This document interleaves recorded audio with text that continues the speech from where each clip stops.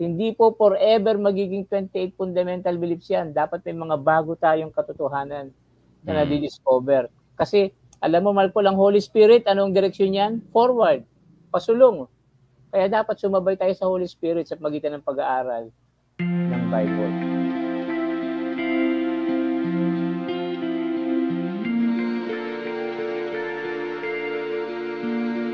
Si Moses ay faithful servant sa house, sa bahay ng Diyos. Si Jesus din ay faithful sa pagiging apostol niya at siya yung gumawa ng bahay ng Diyos kaya he is superior to Moses. Kaya tayo din, tinatawagan tayo na maging faithful din tayo. At yung pamamaraan ng pagiging faithful, number 1 is today. Every day, dapat tayo makikinig sa tinig ng Diyos sa pagitan ng Scripture at huwag pinatitigas yung ating puso. Ibinigay yung halimbawa ng Israel sa lumang tipan na sila naging matigas yung puso nila, huwag nating tularan. Yun ang pinaka-summary, Mark Paul, nung natitirang bahagi ng Hebrews chapter 3. Can you make an application sa panahon natin ngayon? Paano ba, Mark Paul, napapatigas yung puso ng mga ng church ngayon? Paano ba tumitigas yung puso natin? So, yun nga, Pastor. Kung titignan kasi natin, hindi na tayo naging open sa maraming mga ideas, yung progress ng idea tungkol sa ating Panginoon at sa mga turo ng Biblia. Bakit? Kasi nga, meron na tayong standard. Kumbaga, Pastor, yung standard na yan, hanggang dyan na lang. Kapag ka medyo lumagpas ka dyan, kahit konting-konti lang, aawayin ka na nila. Bakit? Kasi para sa kanila, Pastor, yun na lang yung truth. Samantalang yung church natin, Pastor, naniniwala naman sa progressive revelation, sa progressive na truth, no? Ang tawag pa nga ng iba, present truth. Ngayon, present truth yung tawag. Asan na yung present truth? Is it present also hanggang ngayon? Yung present truth nung panahon nila, present yun nung panahon nila. Pero sa panahon ngayon, Pastor, naniniwala ako, may mga present truth din na dapat natutuklasan natin. Kaso nga, Pastor, hindi. Kasi nga meron na tayong sinusunod na standard at hanggang dun na lang ang tingin ng mga kapatid. Kaya nga yung sabi, Pastor, dun sa isa natin nabasa dati, na dahil dun sa mga set of standards, set of beliefs na nangyayari sa loob ng church natin, ang sabi ni James White, parang pinipigilan natin yung Holy Spirit magbigay ng liwanag pa na gusto niyang ibigay sa atin.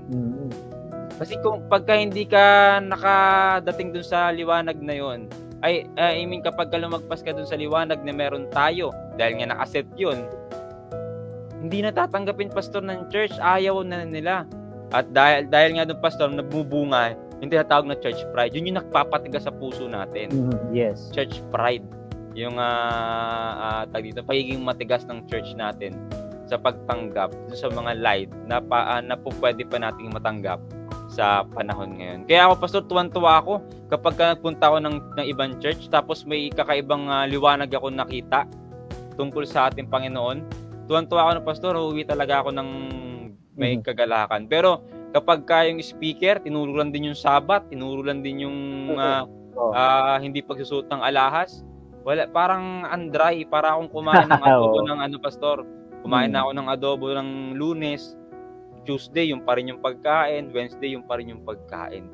Kasi, Pastor, okay lang sana kung may mga bago doon sa mga putahe na yun. Kung dati walang laurel, nilagyan man lang ng laurel, wala eh. Adobo lang talaga, may toyo at suka. Kaya, ganun ang nagiging dry. Yang ang tawag dito, putahe na inihahain ng mga tao sa loob ng church. Kaya, wag na tayo magtaka kung yung mga tao kadalasan parang hindi na sila dito. Wala na eagerness sa kanilang pagsimba. Nung bago, Pastor, eager na eager 'yan. Kasi every Sabbath, bago pa sa kanila yung naririnig nila.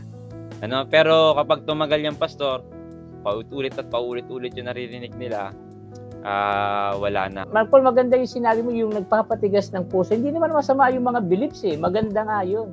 Hindi nga lang, pwede silang magamit ni Satanas, Romans 7:11, na magpatigas ng puso ng tao. Yung maganda, yung mabuti na gagamit ni Satanas para i-deceive.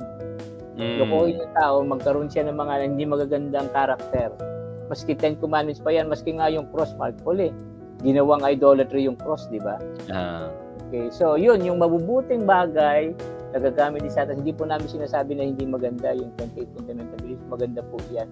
Yun nga lang, kagaya ng na-discuss ni Marco, pwede siyang maging source ng pagtigas ng puso. May kwento dito sa Acts 23, Marco. Nung si Pablo iniharap sa sa Sanhedrin, kasi dinidemanda siya, yung mga nagdidemanda sa kanya, dalawang grupo. Yung mga Saduceo at saka yung mga Pariseo, yung technique na naisip ni Pablo, sabi niya, ako Pariseo ako at naniniwala ako sa resurrection. Ang nangyari, kasi yung mga Saduceo hindi naniniwala sa resurrection. Kaya ang nangyari, yung mga Pariseo kumampi kay Pablo. Yung mga Saduceo, kinontra yung mga Pariseo, kaya nag-away-away. Yung mga Pariseo, kaya naguluhan na ngayon. So nagkagulo-gulo sila. Bakit sila nagkagulo-gulo? Kasi nakatingin sila sa beliefs nila. Ganon din yung panahon natin ngayon, yung mga Kristiyano, Mark Paul. Kapag nakatingin lang tayo sa beliefs natin, eto belief ng mga Adventist, depensa natin yan. Eto belief ng mga Baptist, depensa natin yan. Nagdidebate sila. Hindi dapat ganoon. Talagang mapupunta sa debate kung nakatingin lang tayo sa beliefs natin. Dapat, kagaya ng sabi mo, nagbabasa tayo ng Bible at naghahanap tayo ng revelation, panibagong revelation. Si Pablo kasi meron siyang hawak na new revelation Kasi nagbabasa siya ng scripture. Ang new revelation niya, si Jesus yung nag-fulfill ng mga prophecy tungkol sa Messiah. Si Jesus yung Messiah. Yun yung kanyang new revelation. Kaya hindi siya nakatingin sa paniniwala niya bilang Pariseo.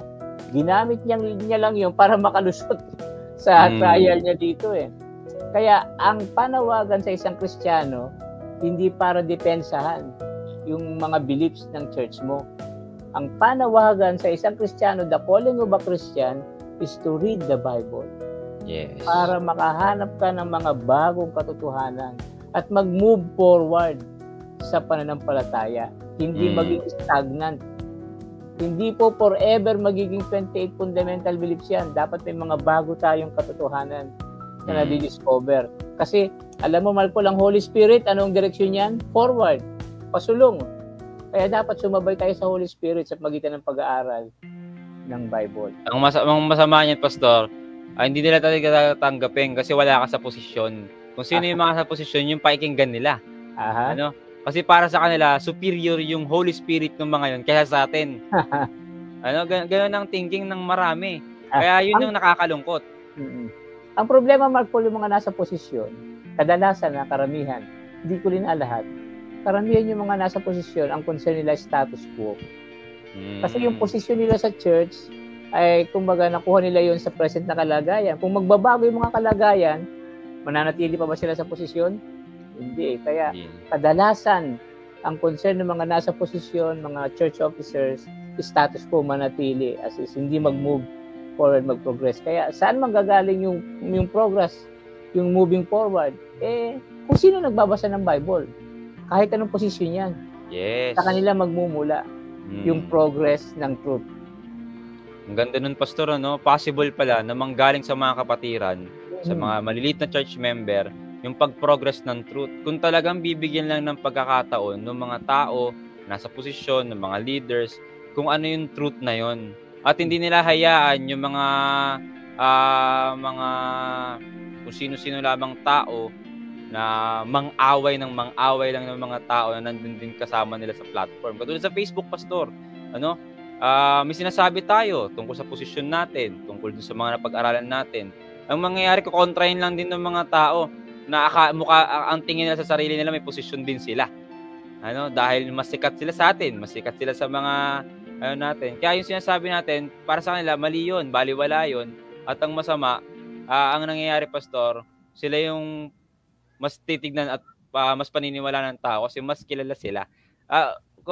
Kumbaga, Pastor, wag nating gawing kumbaga wag tayong maglokohan. Ganoon ang nangyayari. Mas kilala sila, mas tama yung tingin ng maraming tao sa kanila. Pag hindi ka masyadong kilala, kapag sinabi mo kung ano yung proposition mo, yung pinag-aralan mo, hindi ka rin masyadong papansinin. Ganun ang kadalasan na nangyayari sa realidad ng ating church sa panahon ngayon.